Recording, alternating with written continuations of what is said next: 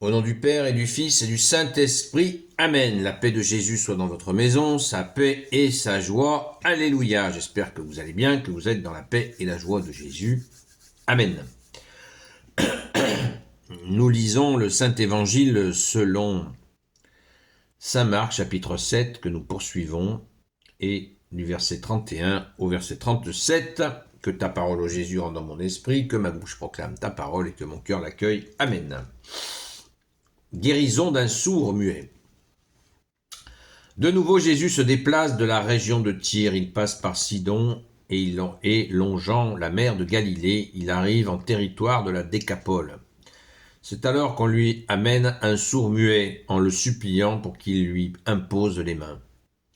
Jésus le prend à l'écart de la foule, il lui met les doigts sur les oreilles, puis il crache et touche sa langue.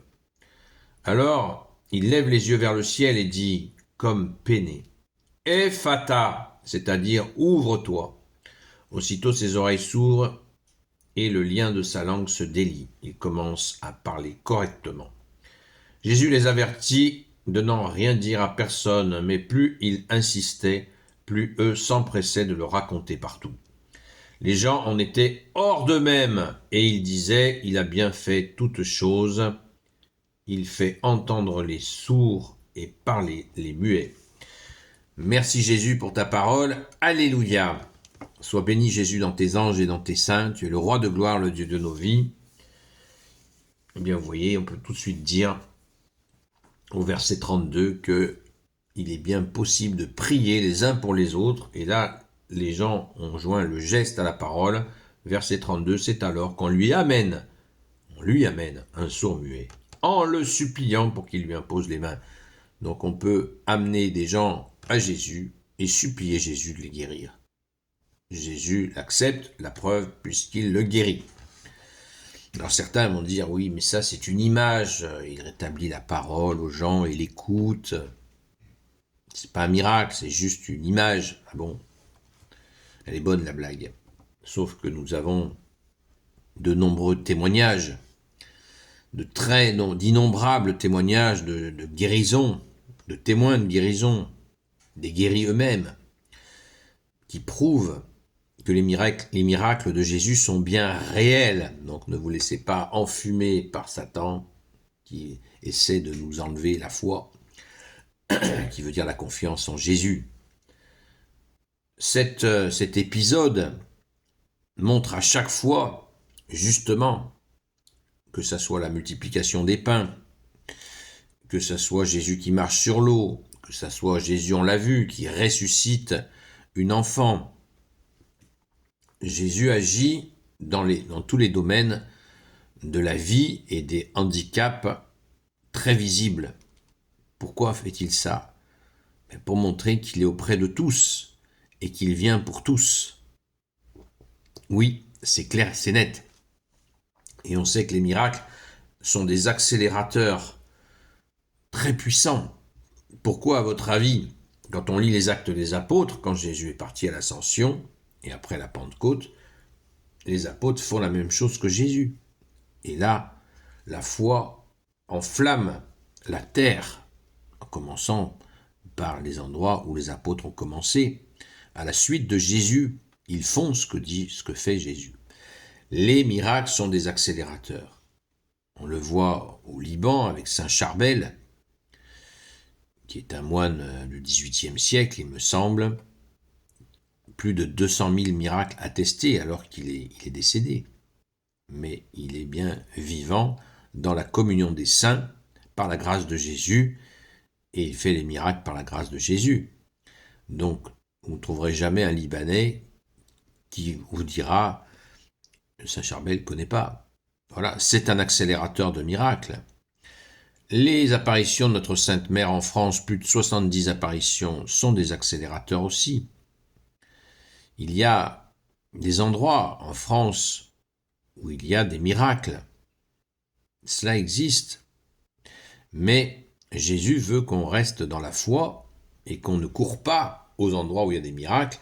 Il veut que l'on prie là où nous sommes. Prions là où nous sommes et les miracles viendront. Mais pas seulement.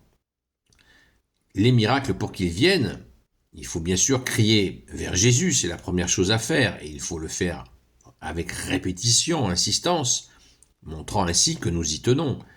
Mais il faut aussi ne pas faire l'inverse de ce que nous demandons. Réfléchir à ce qui nous gêne, ce qui nous empêche d'accueillir la grâce. Parce que souvent, nous sommes le propre frein à cette grâce. Comment c'est possible? Ben oui, ben c'est possible. Quelqu'un qui demande, par exemple, à rencontrer une femme ou un homme qui demande à rencontrer l'homme ou la femme de sa vie et qui a des comportements insupportables, comment voulez-vous que Jésus fasse grâce? Jésus ne va pas envoyer quelqu'un dans ces filets-là pour vivre un cauchemar. Est-ce que Jésus va faire ça? Non. Ce qu'il faut, c'est se convertir. Si nous avons des mauvais comportements, eh bien, déposons-les aux pieds de Jésus, demandons à Jésus de nous guérir. Avec patience et persévérance, nous allons devenir quelqu'un non seulement de supportable, mais avec qui il est agréable de vivre. Et Jésus pourra faire grâce. De la même manière, des gens qui prennent des traitements ou des choses qui les abîment et qui demandent la guérison, à un moment donné, il faut réfléchir. Nous avons un cerveau, c'est pas pour le laisser sur la table de nuit. Il faut réfléchir à ce que nous faisons. Quelqu'un qui demande à être guéri et qui mange des trucs qui quasiment le tuent, voyons, il faut aussi prendre conscience. Il nous est pas interdit de réfléchir, il nous est largement conseillé de réfléchir pour avancer vers la guérison. Absolument, Jésus nous y aide. Ne nous laisse pas, non, débrouillez-vous, réglez vos histoires, après je viendrai faire le miracle. Pas du tout. Jésus révèle. Quand nous demandons, Jésus révèle ce que nous devons changer pour pouvoir être guéris. Parce que c'est pour guérir et puis remettre le couvert le lendemain matin, qu'est-ce qui changera? Rien. Il faut mettre en adéquation notre demande, notre prière, avec ce que nous voulons, avec notre comportement. Notre comportement. C'est facile à dire, mais on peut le faire et Jésus nous y aide profondément.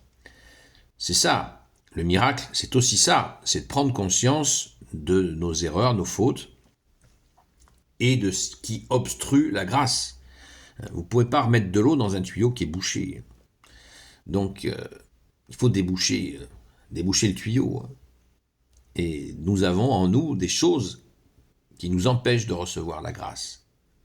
Tout à fait. C'est le sens, justement, du carême que nous allons commencer le 18 février. Le sens du carême est là. Ce n'est pas une histoire de jeûne alimentaire. C'est de donner à Jésus ce qui obstrue, ce qui empêche de recevoir sa grâce, ses grâces. Et ça s'appelle la conversion.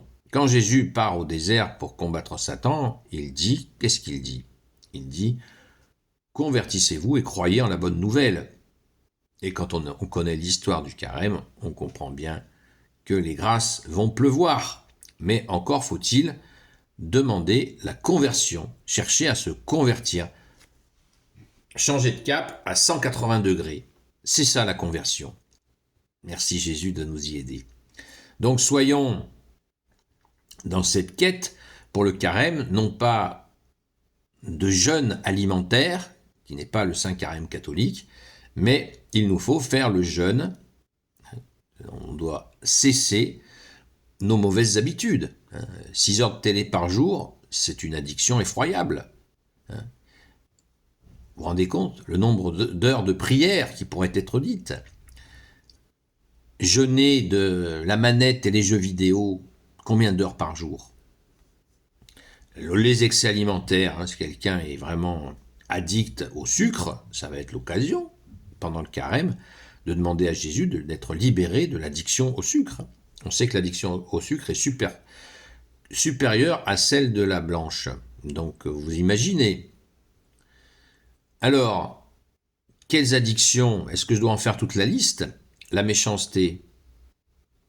Eh bien, c'est un cœur qui est malade. Il faut demander à Jésus de nous guérir ce cœur. De la bouche viennent les choses qui nous rendent impurs, dit Jésus, pas ce qui rentre dans la bouche. Ce qui rentre dans la bouche de l'homme ne le salit pas. Si, ça lui fera une petite diarrhée et puis terminé.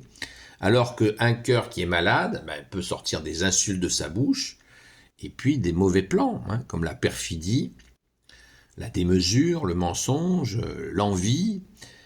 Tout cela salit l'homme. C'est pas moi qui le dis, c'est Jésus, nous l'avons vu hier. Regardez la vidéo d'hier ou d'avant-hier où Jésus donne la liste de ce qui salit l'homme.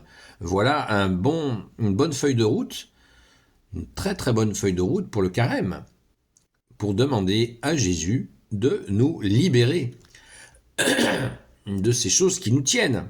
Les gens qui regardent, ceux qui sont prisonniers des films pour adultes, si vous voyez ce que je veux dire. Le carême, quelle belle occasion. Carême, 40 jours de prière. 40 jours de prière où on va demander, supplier Jésus de nous libérer si nous sommes coincés par les ténèbres dans ces films où la femme est traitée comme un bout de viande, ou l'homme pareil.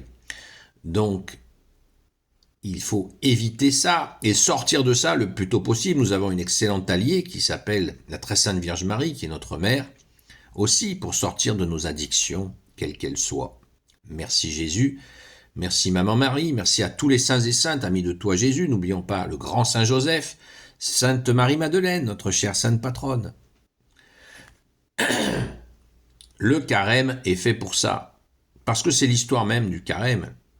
Les gens étaient sortis des communautés, des premières communautés catholiques, parce qu'ils avaient des péchés trop lourds. Donc il leur avait été demandé de sortir et de prier, de se convertir. Voilà. Et quand ils sont revenus, ils ont témoigné des grâces immenses qu'ils avaient reçues de Jésus. Et du coup, les communautés ont adopté un carême plus long de 40 jours, alors qu'à la base, la sortie de Jésus du désert, était fêtée que pendant une semaine. Donc le carême est une histoire entre guillemets, de jalousie. Quand ils ont vu les grâces qu'avaient reçues ceux qui étaient sortis des communautés parce qu'ils ne s'étaient pas convertis, eh bien tout le monde a fait le carême de 40 jours pour pouvoir bénéficier de ces grâces extraordinaires de Jésus sorti au désert pour vaincre Satan, qui veut dire l'adversaire. Alors, retroussons-nous les manches, ne soyons ni sourds ni muets, par ces actions, ces moments où on va donner à Jésus notre misère, et la redonner, et la redonner, afin d'être libérés par toi Jésus. Amen. Gloire au Père et au Fils et au Saint-Esprit, maintenant et toujours et pour l'éternité. Amen. Ô Jésus, toi qui peux tout et qui portes tout, toi le Sauveur, toi l'Emmanuel, je te confie toutes celles et ceux qui regarderont cette vidéo, ainsi que leurs proches, selon ta seule volonté, ô Jésus.